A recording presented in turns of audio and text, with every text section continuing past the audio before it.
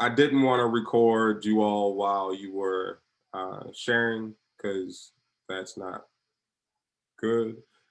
So, well, I'm sharing now, right? So I will pass it to Joshua, and I'll go to the slide. We'll skip over this. And there's a quick orientation to some legal terms. And I'm not sure if it's Joshua or Carl. So Josh and the other students will be taking it from here. Okay, there you go. Okay, thank you so much. Yeah, just the orientation on some legal terms. So there's a lot of different levels of felonies and misdemeanors, and different parts of the brief that address different levels differently. So this is just sort of some definitions. A misdemeanor is a crime, and it's punishable with a maximum 364 days. So anything less than a year. Just that's important to understand for a lot of the things that we're going to be talking about. And then anything more than that is a felony. And this is sort of a breakdown of sort of what these look like. With sort of some examples of the different levels. Class X is the most serious level of felonies, and then Class C misdemeanors is the least severe. So it's a whole spectrum, and depending on where things fall, can sort of have sort of a controlling impact on how it gets treated legally. So I'm going to be talking about misdemeanor arrest. This is a really big part of the criminal justice system. It's a part that's often overlooked. I think in 1 year, I think it was maybe 2009, there were over 750,000 people in jail that year, and that's jail, not prison. So jails are used to hold people more short term, and a big proportion of that was for nonviolent misdemeanors and drug possession, things like that.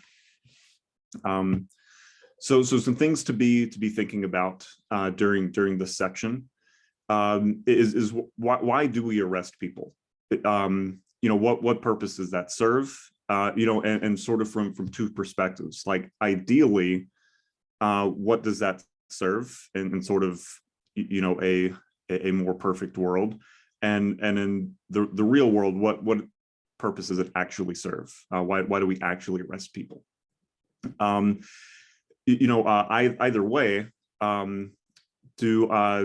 the purposes for arrest well served in the case of some of the misdemeanors that we're going to be looking at, and which the Breathe Act is going to remove arrest as a tool in response to many of these misdemeanors. So also to think about who gets arrested for misdemeanors, and then what do the courts do with these charges? In reality, how do people get processed in this system? So things to be thinking about. These are sort of some of the things that we're going to be talking about. Sort of the general problem with arresting for these minor misdemeanors. We're going to look at what the Breathe Act does. We're going to look at, if not arrest, what some of the alternatives might be, and then we're going to look at how some of this might get implemented. So the problem with misdemeanors, there's a lot of them.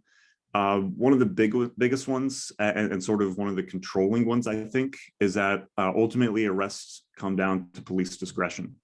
It's not something that there's clear guidelines on. It's just on the front end of the actual arrest, it's going to be the officers on the scene that are making the decisions about what happens, and that has a profound impact on a lot of the other things going on with this.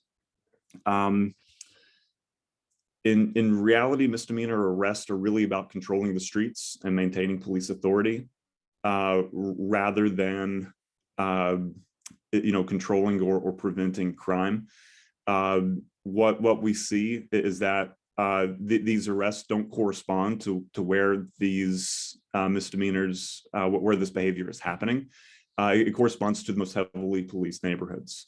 That's where people get arrested for misdemeanors, and there's really no correlation with sort of the levels that these activities happen and the arrest. It's all about which neighborhoods are policed, and of course how those neighborhoods are policed in a way that is done to maintain control and authority.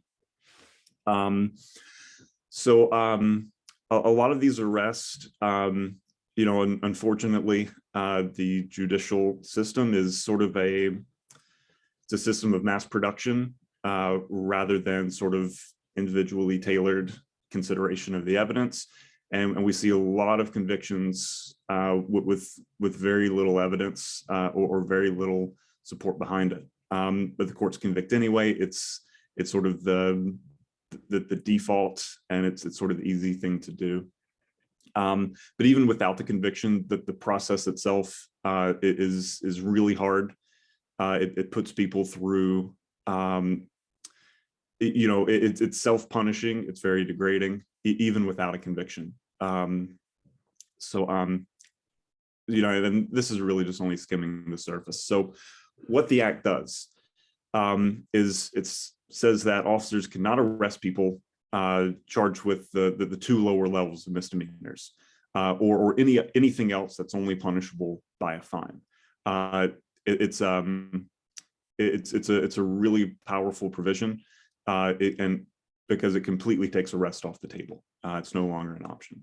Whereas before, we're going to talk about some things that people could be arrested for that is pretty surprising. So this applies to a lot of different crimes. Here's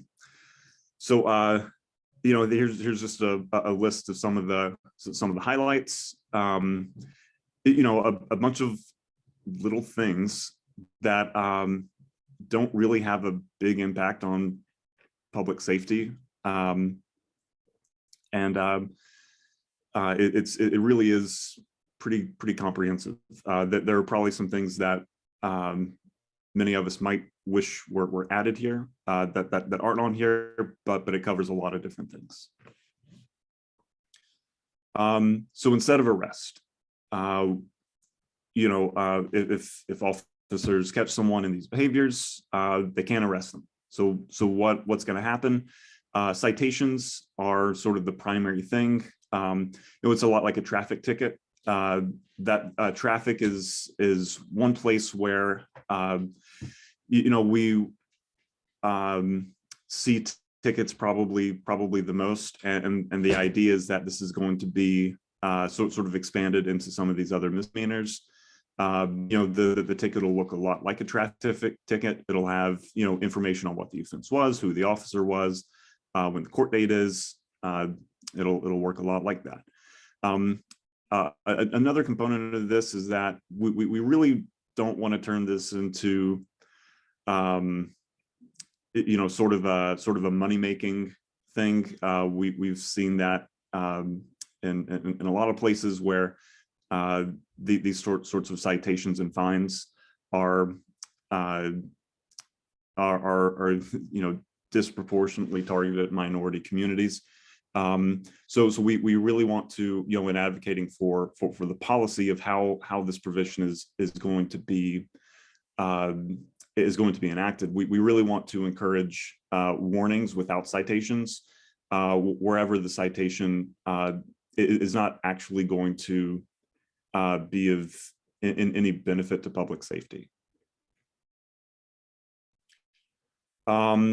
So in Baltimore, like Chicago, is under a consent decree which is where the courts have said that there are certain changes that have to happen. And the city is responsible for making those changes. So this is something that we've seen in Baltimore, who has developed or begun developing policy on a non-arrest provision. So the language that they've developed is that officers should pursue the most effective and least intrusive response. So that means if a warning will do, then they shouldn't issue a citation. If a citation will do, then they should not arrest someone. The Breathe Act goes a little further in some ways, and that, like I said, it takes arrest off the table. It's not an option. But we still want to sort of think about this most effective, least intrusive response for dealing with how warnings should be used over citations.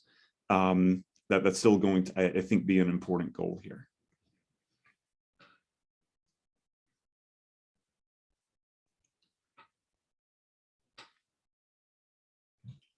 Sorry, can you go back one more? Yes, so the accountability and oversight is going to be really critical.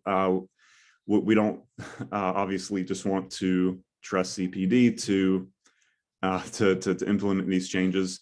And so I think it's going to be really important to find a way to sort of see how this goes and make sure that it's done effectively.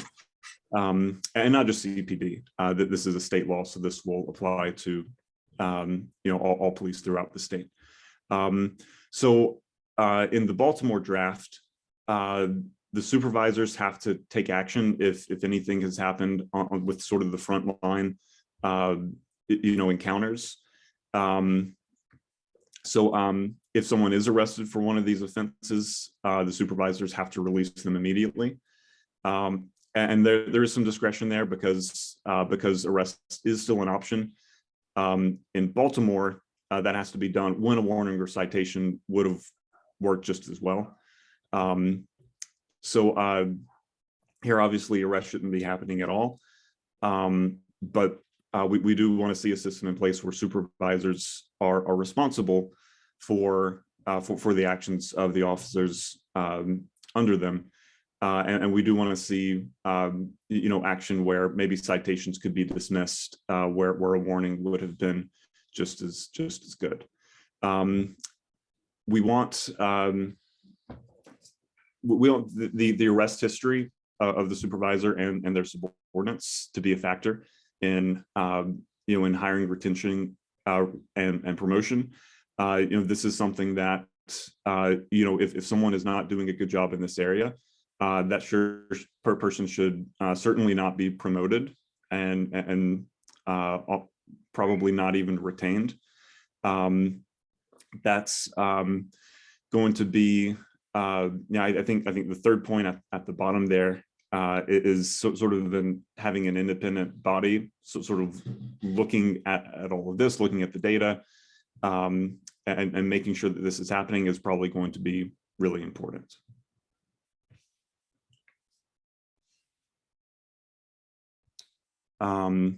So now we're going to look at a few examples just to see how this might play out. So so if it's a Sunday morning, driving to church, cleaned up with your mama, and you're doing everything right except you don't have your seatbelt, you get pulled over, you can, but before the Breathe Act, you could be arrested for this. There was actually a seatbelt violation arrest that went to the Supreme Court, and the court concluded that the arrest was completely outrageous, that it was done just sort of out of pettiness and spite, and that was perfectly okay. So this is a really important thing that the Breathe Act does. It extends protection where federal protections don't reach. Here, the preferred response should just be the officers just tell you to buckle up and drive safely. There's no reason here under the Breathe Act for anything else to happen. Worst case scenario, the officer could give you a ticket, but that's really that's really all that should ever happen here. Public drinking. So this scenario is that the person involved is a little less respectful. Out drinking in public, and a couple of officers stop you, and not so respectfully as the last example. You ask them what their problem is, tell them to mind their own business, and say some other unpleasant things. So before the Breathe Act, the officers could arrest you. Here, that's probably more likely than in the previous example. Under the Breathe Act, they should probably just tell you to throw your drink away, and maybe warn you that they can issue you a ticket if you don't cooperate. If they did end up arresting someone here, then the supervisor, we would really expect and want to see a supervisor immediately release this person. I did before we get into questions for discussion, I did sort of want to loop this back to sort of in the earlier slides where we talked about different classes of misdemeanors and felonies. I think it's 5 classes of felonies and 3 classes of misdemeanors. So one of the things that's really important is that most of these things have sort of higher level versions.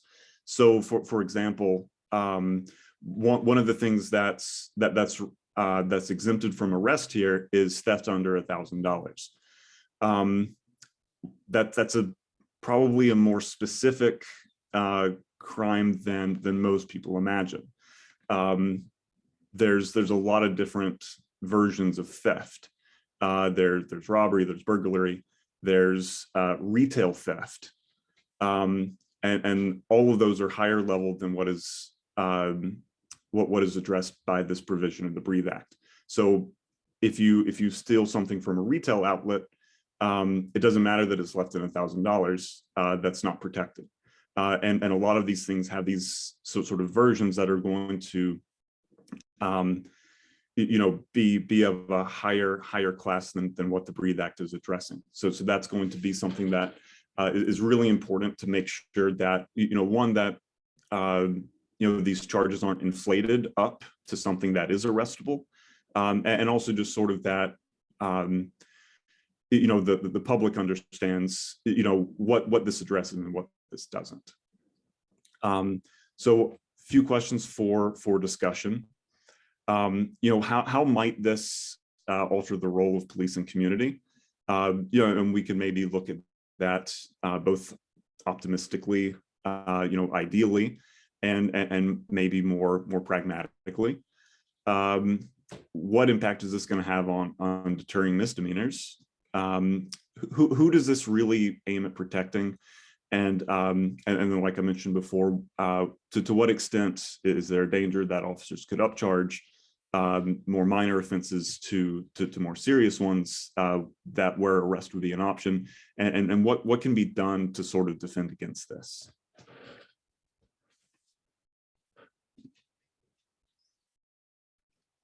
All right, thanks so much, Josh. I'll be covering the front-end sentencing reform. And so if we can move to the next slide, please. All right, some food for thought.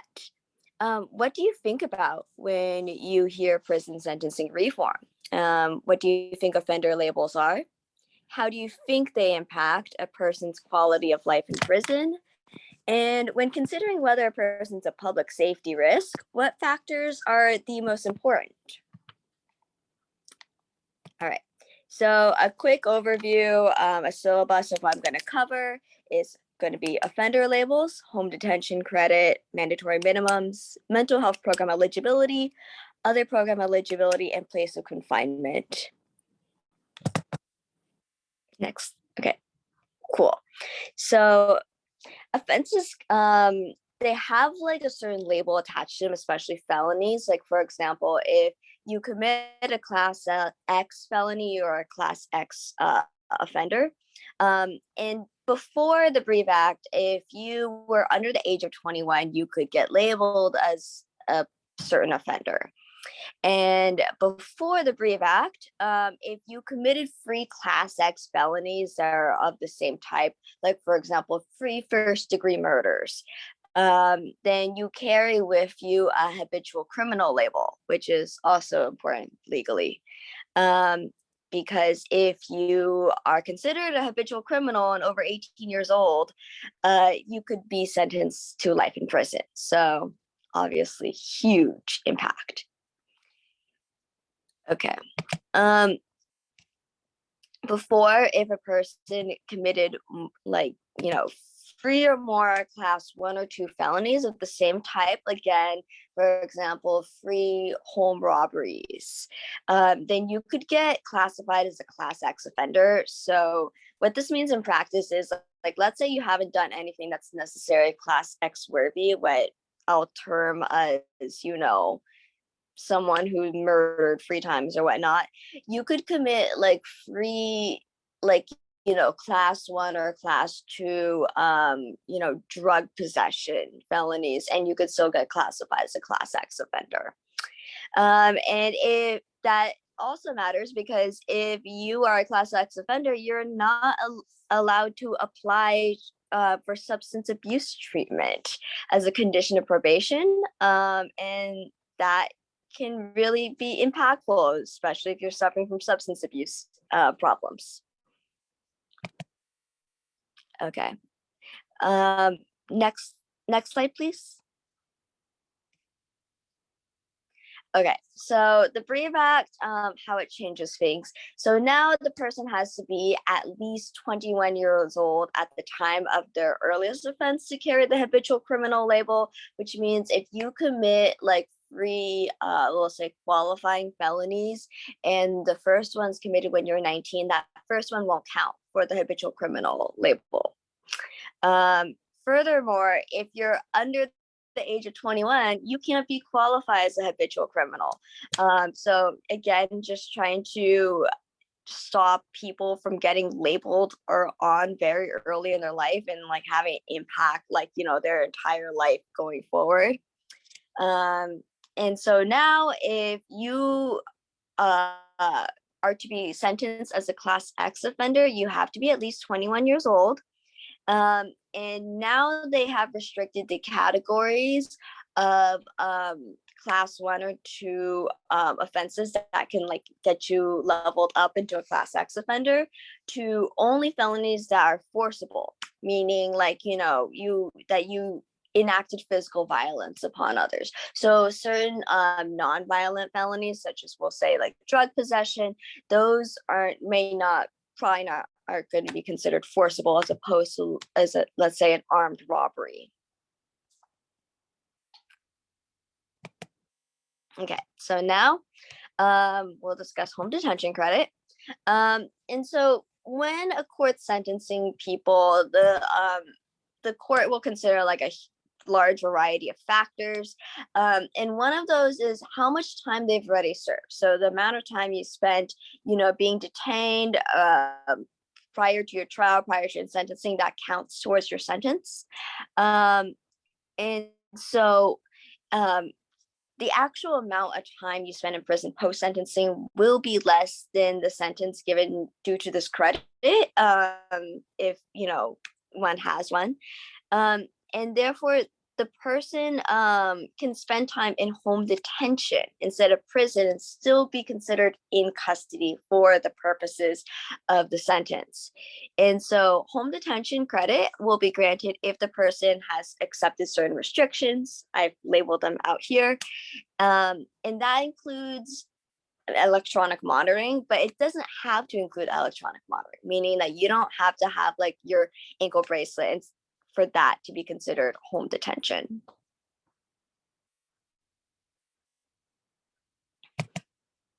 Okay.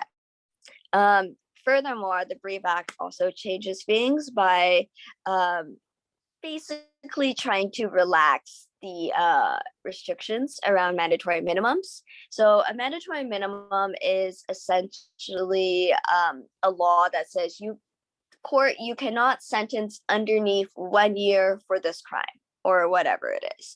And the idea is to be harsher on crime, whatever that means.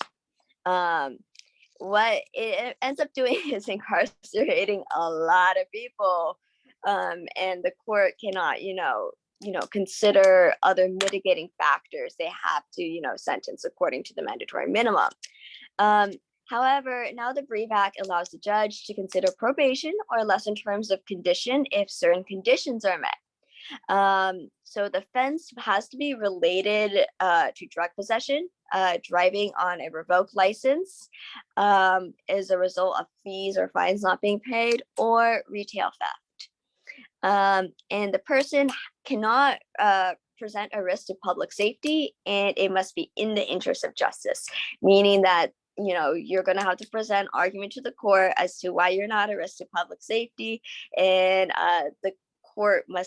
the judge must deem it in the interest of justice, whatever that means, according to the judge. Next, we're going to cover a mental health program eligibility. If a person has a mental health program or mental health problem or is a veteran, they're eligible for professional treatment as for their issue as an alternative to being sentenced to prison. And so we call that mental health court in Veterans Court. So before, if the crime committed made the person ineligible for probation, then that person was also categorically excluded from mental health courts or veterans courts. And so what the Breve Act does is that it eliminates this restriction, and basically now even if you're ineligible for probation, you can still get the resources of the mental health courts and the veterans courts. So other program eligibility. So which class of felony a person is labeled with, again, class X, 1, 2, 3, 4, determines eligibility for certain programs such as probation or diversion programs. And these programs can help people get out of jail faster, which Nicole will discuss further in the back-end sentencing reform section. However, there is a section that's important for front-end sentencing. So for the purposes of these programming credits and for the purpose of getting eligibility for these programs, certain felonies can get classified as Class A misdemeanors. The situations in which someone can get their felony classified as a misdemeanor is if someone who's under the age of 18 commits a crime that would have been a felony if they had been an adult. Therefore, they can be reclassified. So let's say you commit like a Class 4 felony, drug possession, and you are 17 at the time of offense, and now you can be considered as a Class A misdemeanor for the purposes of, home detention, or not home detention, like education programming credit. And if someone commits a lesser drug possession felony, then they can also be reclassified. Okay, place of confinement. So this applies to people who have committed non-violent Class 3 or 4 felonies and have left 4 or less months on their sentence. The Breve Act makes them eligible for electronic home detention, a halfway house, or other programs that aren't prison incarceration. So Illinois jails are currently very overcrowded, and so this provision would hopefully help move people out, and especially in the pandemic, like space people out in social distancing. Okay, next slide. Okay, so implementation. So and a lot of people need to be educated within the legal system. Obviously, you've got judges who are doing the sentencing, lawyers who are doing advocating, and prison officials. So Illinois, it's called Illinois Department of Corrections. So you'll sometimes hear me using IDOC or someone else using IDOC. That's what it means.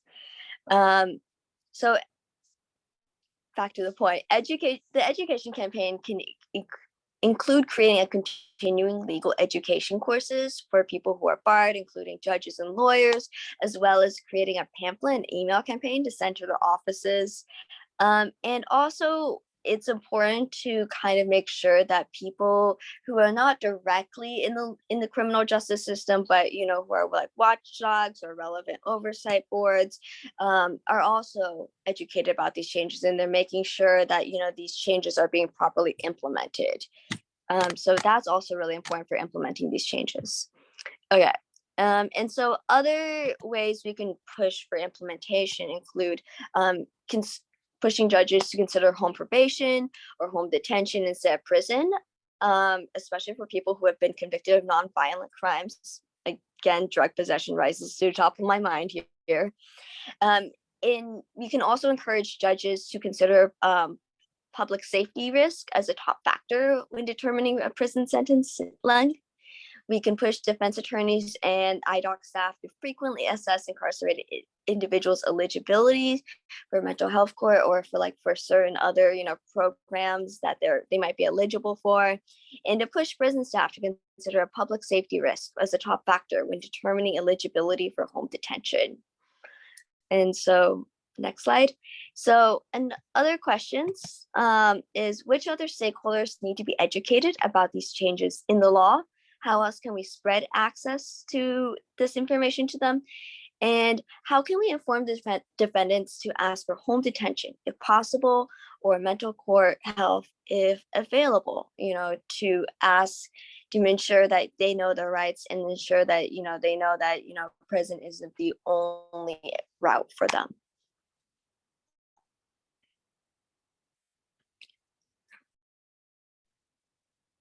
Thank you. Okay. Oh, sorry. Thanks. Yeah, thank you everyone for making it to the last portion of this presentation. So this last provision we're going to look at of the Act is called Back End Sentencing Reform. First, we'll look at what the Act actually says, and then we'll talk about how Back End Sentencing Reform impacts us, as well as the best implementation techniques to achieve this type of reform. So we'll start again with some questions just to keep in your mind for the rest of the presentation. We won't answer this right now, but just kind of thinking about them. What do you think of when you hear back end sentencing reform? What would reform for this look like? And what are ways of getting out of prison without having to go back to court? So what are ways to reduce sentences? Back end sentencing reform really is defined as seeking to shrink the existing prison population by allowing prisoners who have proven that they are ready to re-enter society the opportunity to transition out of confinement. Back end sentencing reform also refers to the investment in the meantime of alternate solutions that are more effective than these super long sentences that are usually given. So we can go to the next slide, and then we see that there are 4 portions for this act. That will look at discretionary credit, earned credit, mandatory supervised release, and home detention. So starting with the first portion, as you may know, the director of the Department of Corrections can grant additional credit known as discretionary credit. So what the act has done is increase the amount of discretionary credit that can be granted from 180 days to 365 days. And this applies to people who are serving sentences 5 years or longer. And the act also added factors that can be considered when deciding to give this type of credit. As well as there was imposed a presumption for granting this credit. The act also suggests that the Department of Corrections includes in their policy adaptations to these changes to ensure that everything is adequately carried out. So the IDOC must reflect all of these changes. Some wording from the, oh, sorry, I'm still on the previous slide. Just one last thing about the wording of the statute. It says, just to show you how much discretion the director has, the director may grant this credit for good conduct in specific instances as the director deems proper. The good conduct may include, but is not limited to, compliance with the rules and regulations of the department, service to the department, service to the community, or service to the state. So based on the wording from the statute, you can see the director has all the discretion to decide who gets credit. So next, now we can go to the next earned credit slide. So the act also increases the types of programs that allow incarcerated people to earn credits. It allows people under electronic monitoring to also be able to earn credits, as well as it counts pre-trial electronic electronic monitoring to count as time served. Pre-trial meaning the time that you had to serve before you were officially sentenced. It also removes a 30-day limit on restoring credits that may have been taken away. And lastly, it added 120 days of earned credit for those that have an associate's degree. And similar, like in the last slide, the IDOC must provide all of these changes in their policy. And so some types of programs that count are substance abuse programs, correctional industry assignments, educational programs, and work release programs. Okay, then the next portion is mandatory supervised release, or MSR. It acts like parole, and the prisoner review board decides who gets to be released under MSR. The act took away a requirement that certain convictions had to have MSR. And for other convictions that had to have MSR, it reduced the amount of time they had to be under mandatory supervised release. And again, IDOC is mandated to implement these changes and provide them in their policy to ensure that this process moved forward. Then the last portion is home detention, which we talked a little bit about earlier. And the act allows for credit to now be earned while you're in home detention. It defines home detention as being a restriction on liberty for more than 12 hours, but it also specifies that 24-hour confinement is not required to earn credit.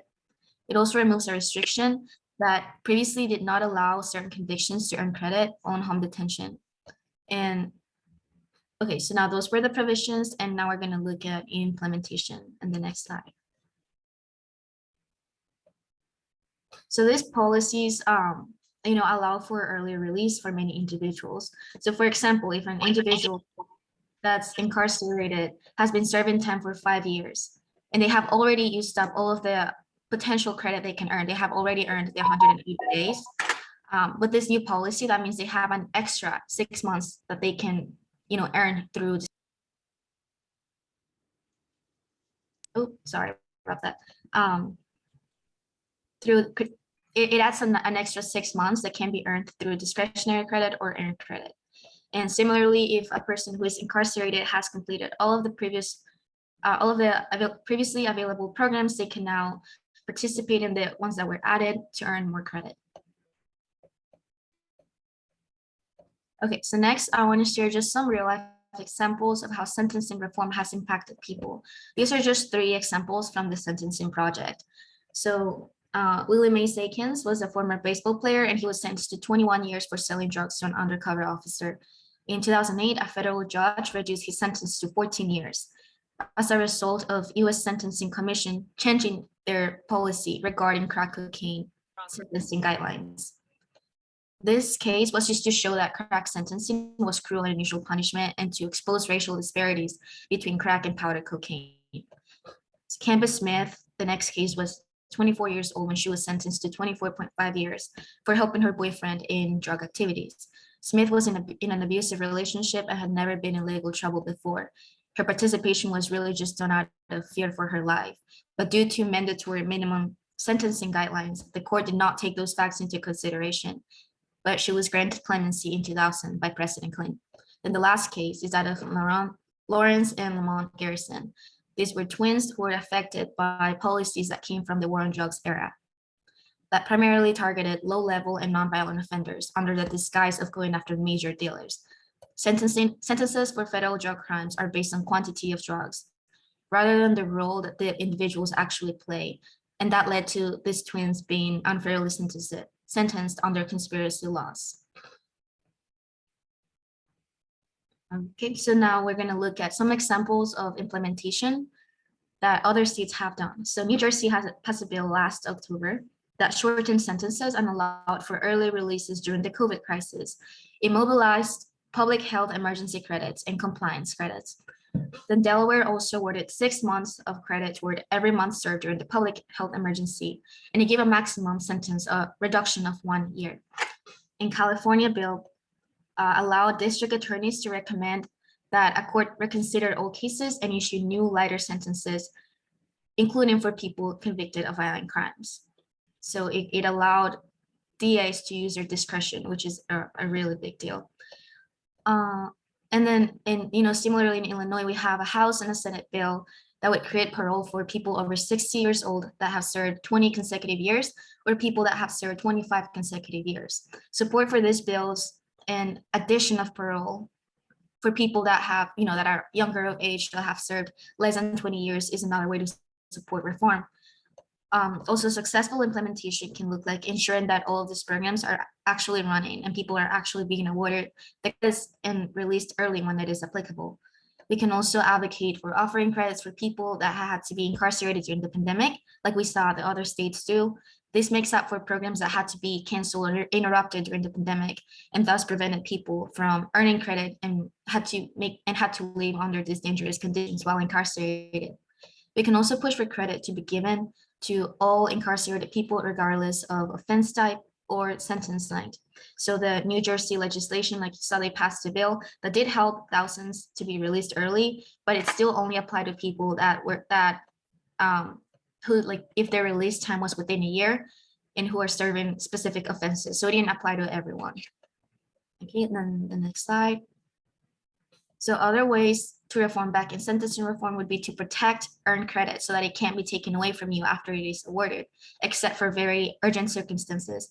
Protection of credit would also consider the fact that certain violations in prison that would warrant revocation of that credit are caused by the fact that many mentally ill individuals act out when under duress. So we know that prisons are not good for the mental health, and it is particularly hard for those who are vulnerable and mentally ill.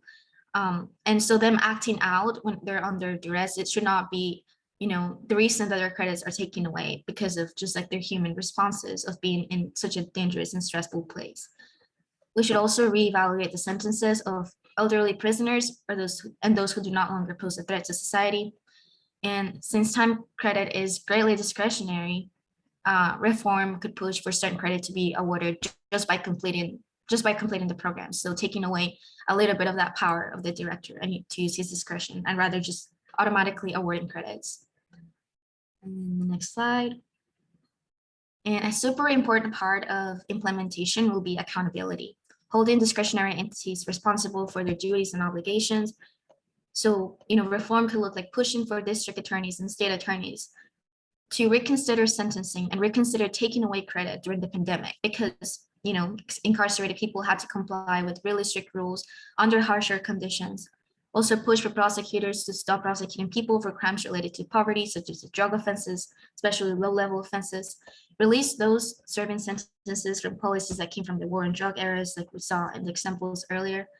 Push for legislation that is passed to apply retroactively, meaning that if a law is passed that changes the sentencing given for a certain, for example, for a certain drug possession, making it retroactive would mean that it would apply to those serving that sentence before the law was passed, because it has been the case that those serving sentences for now outdated laws are still stuck in prison, even though that bill has, changed that sentencing.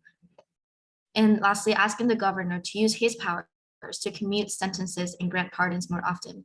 Commutation is a type of clemency where the governor can change the sentence to 1 day to allow for early release, like we saw in the news yesterday, or the day before. Pushing for commutation and other types of pardon is really important as well. And then the next slide is, oh yeah, sorry, I didn't see we're already there. The last thing I will talk about is how this process works. So, how do you know if you're eligible or who you contact about this? So, the IDOC website, they very firmly state that it can't provide you with a response if you want to know whether or when you will receive awards of earned credit. They state that they will notify you. So they work on this process themselves, and then they will reach out to you and notify you of any projected parole dates. And then the adjusted time will then be shown on the incarcerated individual's IDOC profile. So it's really up to them to kind of, roll this out. Okay, and so some questions for discussion for this section for you to keep in mind, and we can talk more about this in a second. What do you think are the best ways to implement this type of back-end sentencing reform? What would make a movement advocating for sentencing reform successful? How can we push for prosecutorial entities to listen to / join our cause? And how can we further advocate for sentencing reform in our community? How can we engage community members for this? And lastly, I want to thank you all for listening. Thank you so much for listening. I know this is a lot of information and sometimes it's not clear, so that's why I want to now open it up for discussion for everyone. Thank you all. I'm gonna stop the screen share now and come back on camera. So I was trying to eat breakfast at the same time and listen in. And there's a lot of juicy questions that are in the chat. So we're gonna open it up to the chat. This is exactly what I wanted. Hopefully folks can get their answers. If you can't get your answer right now, no pressure. We will work towards answering those questions, or you can join and help us answer some of these questions. So I'm trying to scroll back to the beginning of the questions, and the first one, okay, that was a comment. Okay, all right, we are emailing the presentation to all attendees, so you will get the presentation, and hopefully we're going to keep this part of the recording as well, so if there are any questions that came up that you got answered during this section, you'll have that as well. The first question I have is, how is it, this is from Avalon, do you want to just go ahead and say your question, the first one that you had, which was? I dropped like, I don't know how many in the chat. So, I think it was about the commit versus conviction. Was that my first question? No, I think the one was how, I'll read it and then you can. Okay. Yeah, it says, how is this going to be tracked to make sure it's being implemented? Does any tracking involve, does any tracking involve on the self? Only, it was a typo. Okay, I'm with you now. Okay, so this is specific to the warning versus citation versus arrest piece. Okay, so I'm just trying to figure out how is this. First off, let me just put my disclaimer out there. I don't trust cops in any form, whether that's the cops on the street, the cops in the prosecutor's office, or the cops behind the benches. Like, so I'm coming from that perspective. Okay. So I guess I was asking with regards to making sure that we see that they are implementing this. We're only warning people more so than anything else. Like, how is that going to be tracked? Where is that information coming from? Are the police departments self-reporting it, or are the independent third parties that have access to that data? Like, what are the logistics for making sure that that happens? Because when you have people like Superintendent Brown over a large police department, the likelihood of the cops on the ground actually doing it is slim to none. I mean, let's just be honest. So I guess I'm just trying to see, are there any plans in place to actually track it? Or are we just going to take them for their word? Yeah, thanks for that question, Avalon. That's a really important question, and it's a part of sort of what we're wanting to get from you all today. But because the policies around how this is all going to be implemented have not necessarily been developed yet. So that's a part of what we, the feedback that we want to get from y'all is, how are we going to make sure that this gets done in a way that, communities can trust this and that it's actually going to be implemented in a way that's effective. So right now, the answer is there's not really a plan yet. And we want to make sure as that plan is developed, that it's developed in a way that's going to work. The reality is then, if that's the case, there's going to have to be independent third-party tracking of access to the data and tracking of the data, period. Like that, there's no other alternative. And I think that law schools, especially if the law schools are genuinely concerned about trying to effectuate change in this area, and I say that with hesitation and cynicism, if they're seriously concerned about that, then they should be the ones saying, hey, we are independent third parties. We are big into data analysis and things like that. Give us this data, allow us direct access to this data, and have us analyze it. Like, I just think that you guys should to put yourselves up to do that. You can have Bloom Legal Clinic maybe lead that, or maybe one of the criminal law department lead that or whatever from your organizations, or maybe it's multiple law schools doing it as a collective to say, hey, we're going to all work together, and it could be part of some of the things that we do. But unless an independent third party actually has direct access to the data and is doing its own independent analysis, basically we're going to have ink on paper. Avalon, I appreciate that. I want, if possible, add that to the chat in some way so we can track the, you know, I mean, these can ultimately be some follow-up demands. And I think what you laid out was an independent third-party tracking. And so if you could just add to the chat, Q1 answer dot third-party independent tracking. I think that, I mean, I think that is a definite, I think that's a feasible demand. And that's a feasible advocacy effort. So thank you for that. The second question came from Sam. Are you satisfied at this point with the okay? All right. Sam Dean posed a question. Do you want me to ask it for you, or are you down to ask it yourself so you can make sure it's put? Oh, I can ask. I was asking because I saw a couple parts in the Breathe Act when I was looking over the PDF of it that sort of restrain the ability of police to, you know, to search people, you know, eliminating quote unquote consent searches and things like that. And I was actually wondering if the Breathe Act would eliminate sort of arbitrary authority to remove drivers and passengers out of cars, because not only does that, I think, eventually lead to sort of criminal charges, but it also exposes people to violence too. So I was just wondering if that was part of the bill. I didn't see it. Yeah, so it's not a part of the non-arrest provisions. It's the sort of thing that, you know, that might provide protection, you know, once that has happened. So I do sort of want to add a disclaimer that I don't feel like I can speak to the entire act. But as far as the non-arrest provision, I don't think it would really do anything to sort of impede current you know, methods of you know, if you want to call it investigation or whatever. Thank you for that. All right, I'm trying to track in the chat as well. Sam, are you and so do you have an answer to your own question in any ways, or any suggestions as it relates to your question, Sam? Yeah, I mean, because right now, as the law stands, if you get pulled over, the police can tell you to get out of the car whenever they feel like it.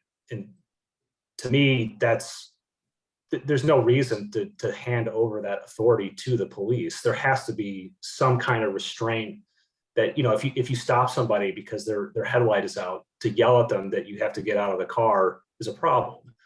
So some text that says that, I guess, articulates a stricter, maybe like a more serious offense for why someone's getting pulled over, but the sort of, you know, police can do whatever they want is a problem. I'm not sure how to articulate it, but something more strict than whenever they feel like it, I think is necessary.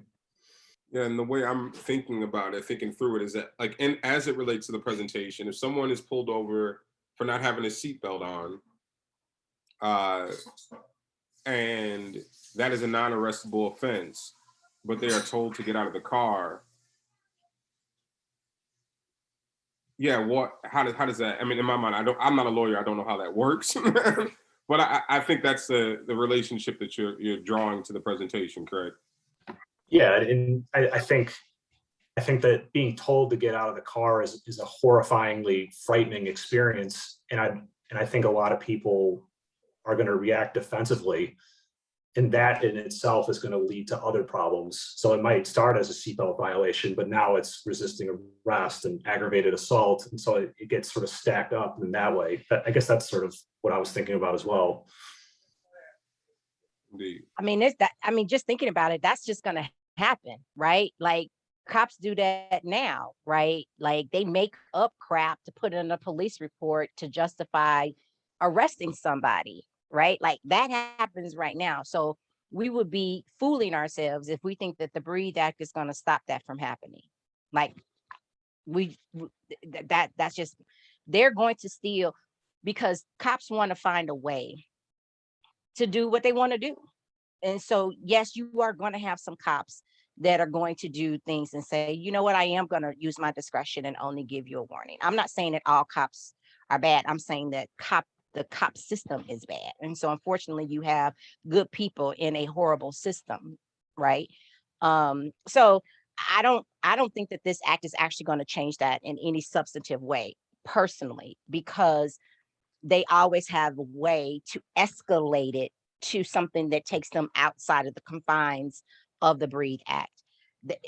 On the ground, in the moment, they have that kind of broad discretion to be able to do that. And so I just feel like what we should be thinking about, Sam, in response to your concern and my concern as well, is, okay, what type of trailer bills should we be thinking about that can actually address those issues? Because we know that the Breathe Act in and of itself is not going to accomplish that particular goal. So what trailer bill can we possibly get pushed through to kind of bolster the full implementation of the Breathe Act and the intent of it versus what we know is going to happen? So I think that would be better, our energy would be better used in that direction versus trying to figure out how to make the Breathe Act do what we know it's not going to be able to do.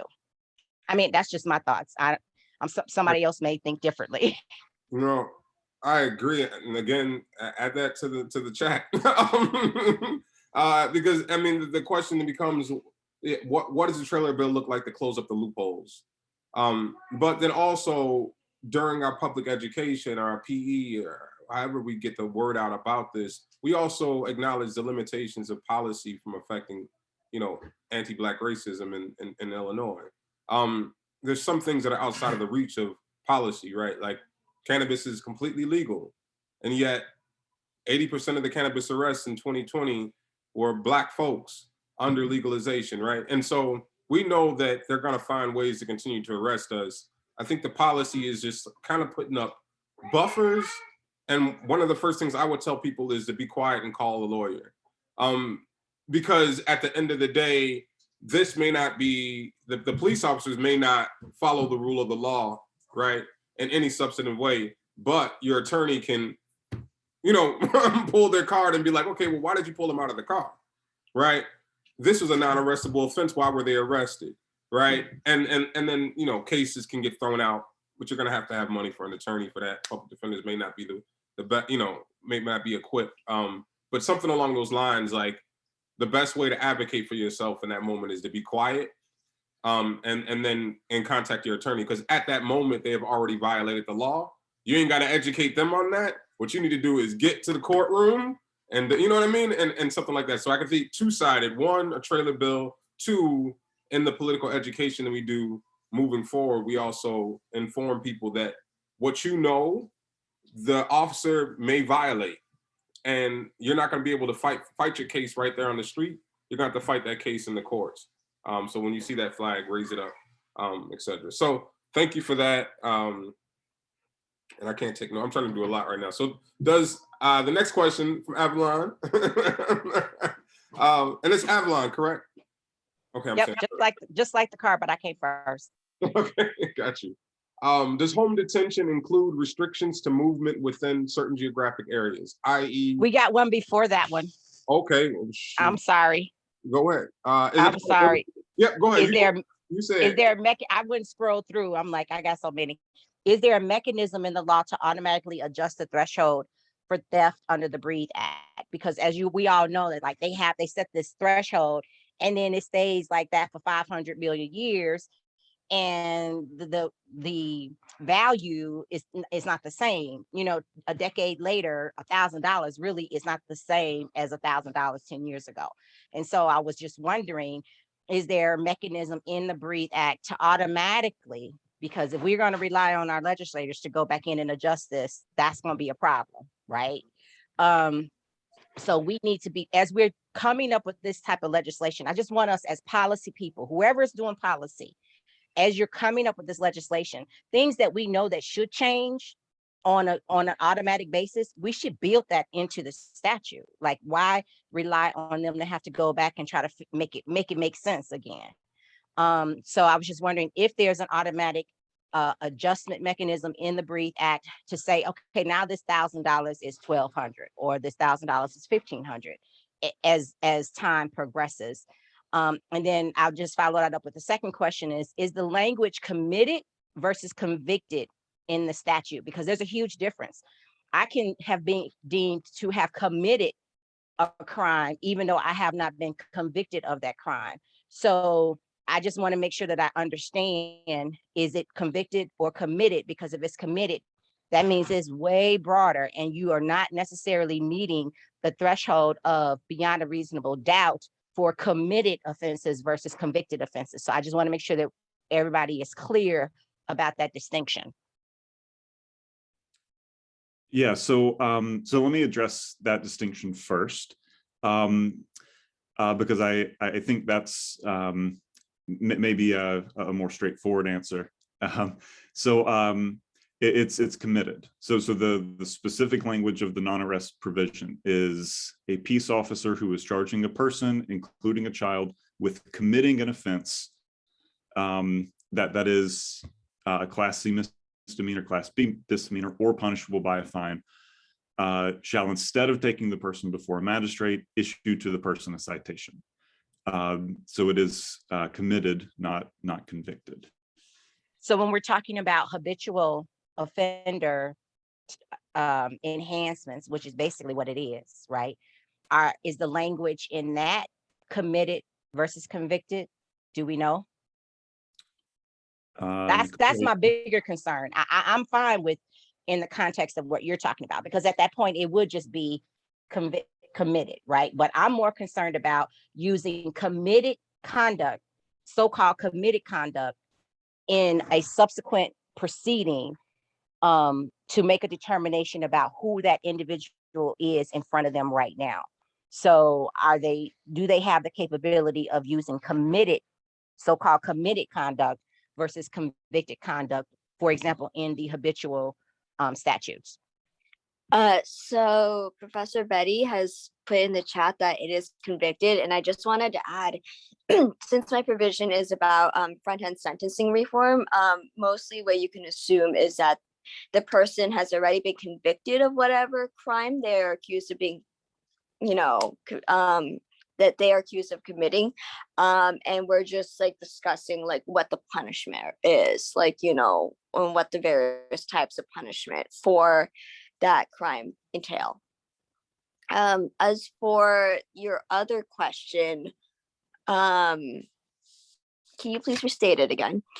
It's is there an automatic adjusting mechanism in the statute to adjust those dollar amounts, those threshold dollar amounts for designating putting conduct either below or above a certain thing, qualifying?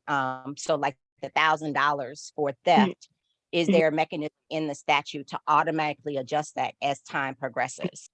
So I can only speak to my section of the Breathe Act, and my section does not, have that, but definitely something for the trailer bill to include. I am well aware of the fact that every 10 gazillion years they will actually change the threshold limit for theft. Yeah, and for my portion, that's also my understanding, that they don't actually change those levels or provide a mechanism. Again, I don't want to say that I can speak for the whole act, but I believe that it doesn't provide anything like that. Avalon, you got another one?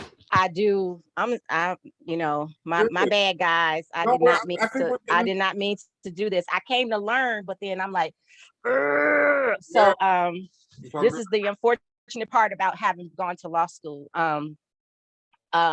So accountability. Is accountability still lumped with violent, or is it, you know what I'm saying? Like, for purposes, I think the section that we were talking about here is whether or not they're eligible for certain things, right? So eligibility for these exceptions. do we still lump accountability with the so-called violent offenses, or is accountability kind of like a carve out, like maybe gun possession, a felon, I hate that word, in possession of a gun or something like that. So I'm just trying to get clarity. Are we still operating within the status quo of definitions of violent versus nonviolent, or has there been an attempt to carve out rational, reasonable exceptions because somebody who's being charged underneath the accountability statute is not by definition violent? So I just want to make sure that I'm clear about that.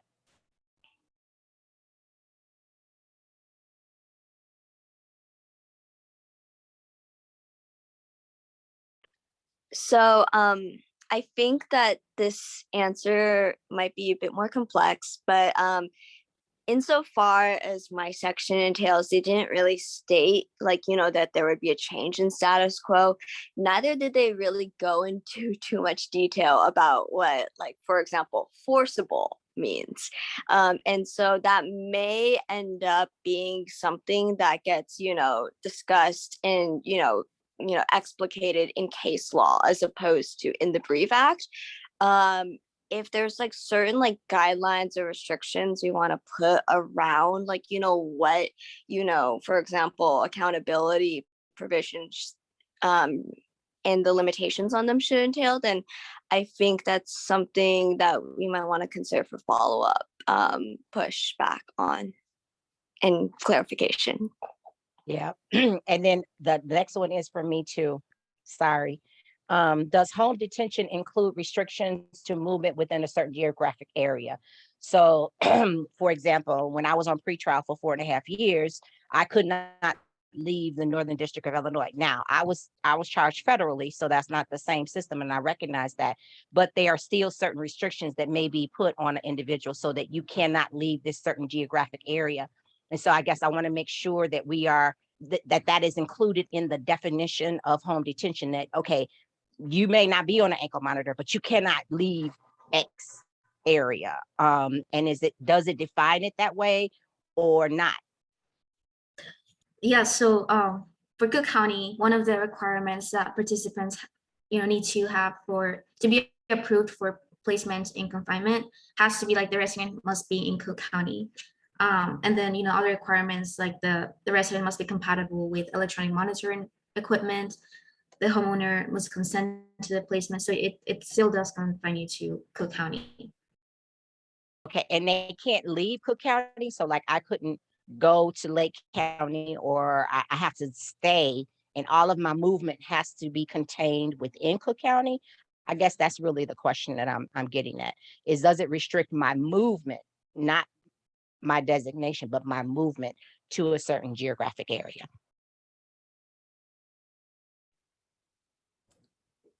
These are great questions. I'm not an attorney, so I can't. So Go ahead. Rich, so I could just try to answer. So under the terms of the statute, the department still retains jurisdiction. The Department of Corrections still retains jurisdiction to put limitations on folks' movement. And those really have varied. What we've seen is that people who've come home on electronic monitoring, some of them actually don't necessarily have to wear the bracelet. Some of them are home with very, essentially on house arrest. Others are home with the bracelet where they can have essentially free movement. So the discretion the department has to impose conditions is vast. They do appear to be using the discretion, but one of the points of implementation may be a regulation that cabins that discretion, and that ensures that they're not using it in an arbitrary way, and that when people come home, they are truly free, as opposed to having the onerous reporting requirements or home-based restrictions that can often really get in the way of people really making it when they get home. So the impetus behind my question is more so, and I get that. Thank you, Professor Bedi. Or BD, I may be pronouncing it wrong. Sorry. But the impetus behind Sheila my is just question, fine, please. The impetus behind my question, though, is because being on home detention allows them to earn credits and all of the benefits, right? So if I'm going to be on home detention, I guess what I'm trying to find out is if there's a loophole, whereas you put me on home detention, but you don't necessarily restrict me to a certain area. And maybe I'm not on an EM or whatever. However, and so you're saying because your home detention is not as restrictive as we deem it should be, we are now disqualifying you for the benefits or the time, credits or anything for that time period. So I guess I'm just looking at it from that perspective to make sure that that's not going to happen, that they're not going to say, well, you're home detention. We're going to let you be at home on home detention. We're going to restrict you to this certain geographical area. So you can't go outside of this area. But because we're letting you roam all of Cook County, we feel that that doesn't deem, it's not sufficient enough to allow you to also, that's not restrictive enough to have us also allow you to earn any time, discretionary credits or sentence credits or whatever credits might be otherwise available to you. So that's really what I was trying to get at with that question. Even if you are on ED, and you're still technically legally in the custody of the Department of Corrections. So I don't see a situation where they would be able to not credit you for the time served, because legally you remain in the custody of the department. Even if you are at home with no restrictions, you are still legally in the department's custody. That was excellent. That was an excellent back and forth. Somehow the answer can get added to the chat because these are questions I'm sure are going to come up via some of the political education that we do throughout the course of 2022. And so we can answer those questions and field those questions better. The next question we have is from Sam. Do you want to, it says, it starts with, does the BREATHE Act alter? Do you want to ask the question yourself to add context? I actually think the answer, like the principle underlying the question, was kind of answered in the discussion about the traffic stop. I did sort of look more, and I saw that the act didn't change it. But yeah, I guess seeing that maybe a follow-up bill would probably address this. So if there's other questions, I know there's about 10 minutes left, so I don't want to take up all the time. Okay. So it doesn't address, it doesn't alter the definition of probable cause. I think that we can say that definitively as an answer. Yeah. Avalon, are the court watching programs making sure they are tracking the implementation of these laws in the courts, or judges notorious for ignoring the laws? And I think that was on section 3. You want to? I guess I'm just trying to see that are there any actual efforts to have people interested in the implementation of this law tap into court watching programs to say, hey, add the implementation of these laws. Like, so this law is going to go into effect in January. So for any cases after January, let's start tracking this data, like having an upfront discussion with those. I know I'm talking to Chicago Votes about their court watching program on this very issue, but I know like Chicago Appleseed has a court watching program. I've tried to have conversations with them about that, but I have been unsuccessful in doing so. And I'm just trying to make sure that we're connecting all of the pieces so that it's not this disjointed situation, whereas, okay, we're focused on educating, but then we're not necessarily watching to make sure because judges know about these laws, some don't, but they know about them. They just choose to ignore them. So I just wanted to see if are those conversations taking place?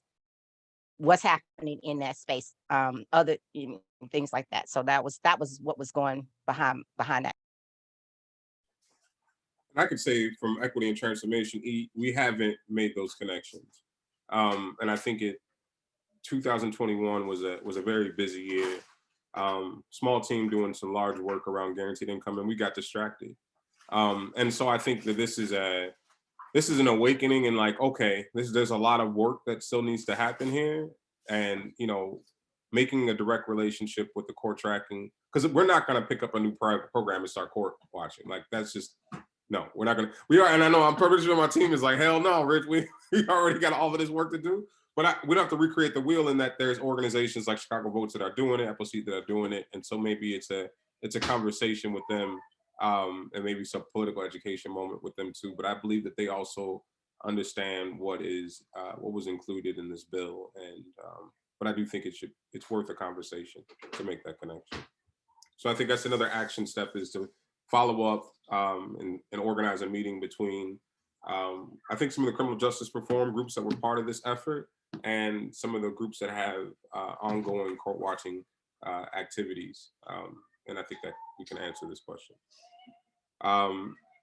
Next is around participatory defense, social bios, and going. Okay, go ahead. I'm gonna let you go, and don't worry about taking up space. This is all good. I feel bad. I do feel bad, because I feel like I'm kind of dominating this, but once my brain kicks on, I've had my green tea, we're good to go. So I guess I just wanted to, with regards to, that's just really a statement. Like, we need to be making sure that we are incorporating all practices that free our people, right? That work to free our people. And so participatory defense, social bios, I feel like it's going to be vital in helping persuade judges with regards to the public safety component, right? Like, so as they're making that determination about public safety, are they only looking at what the prosecutor presents in front of them? Or do we have a social bio that created through the participatory defense practice in front of the judge as well?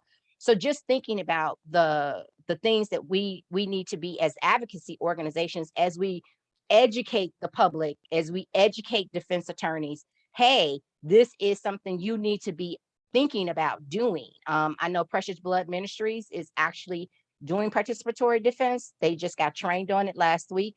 So tapping into those programs on the ground, so that, right, Richard, I can't take on a court watching program with the Alliance. We don't have the bandwidth to do that, but making sure that we're having collective conversations, like all of us in community are having these conversations, so that we can connect all the pieces that's necessary to bolster the advantages of these new laws, and to ensure the proper implementation. So that's basically what that is.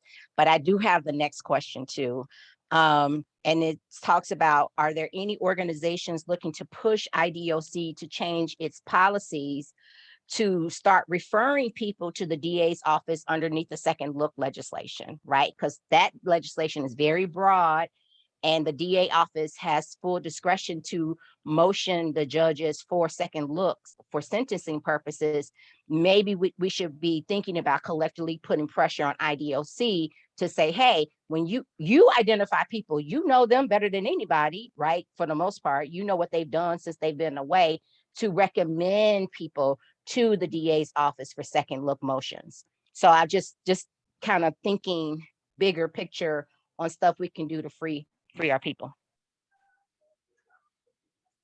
I can say I don't know off the top of my head. I would definitely defer to Sheila, because you know a little bit more about the ecosystem of criminal justice reform. You may have other policy groups that you're working with. Yeah, I think that there's the Illinois Prison Project has been thinking about this and thinking about how to best maximize the second look legislation. But the reality is that prosecutors have always had this power.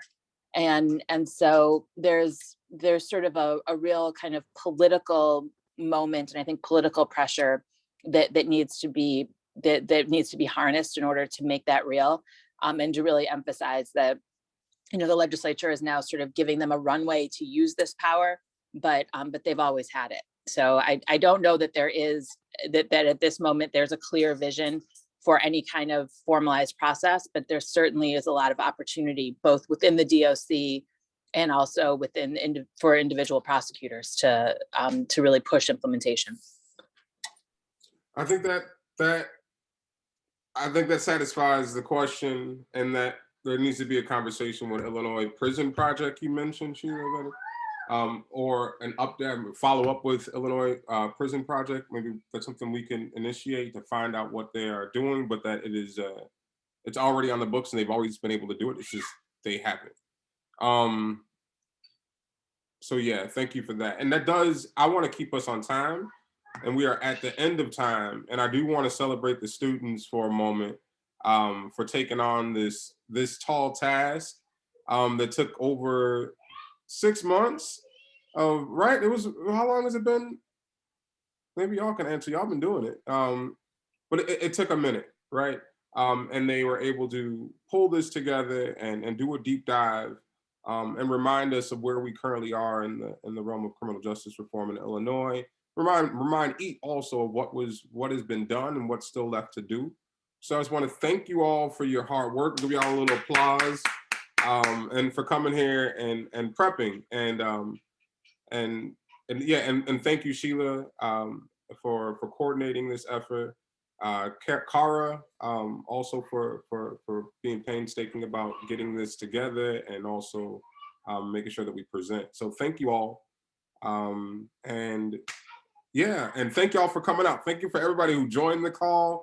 We appreciate you. And we will be sending and following up with the presentation. Also a link to the YouTube, because we'll pull this off and put this on YouTube.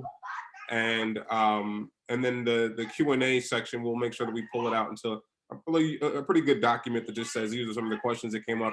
Here are some of the answers, because I do think that is ultimately the foundation of a trailer bill that we can introduce at some point. So thank you all for joining the call. And yeah, we look forward to the next conversation. Happy Turkey Day to anybody getting ready for Turkey Day. And enjoy your time off if you got any time off coming up. But thank you all. And if you didn't get your question asked, it's still in the chat. We will get to it. Okay? Thank y'all. Enjoy your weekend. Adios. All right. Bye-bye, y'all.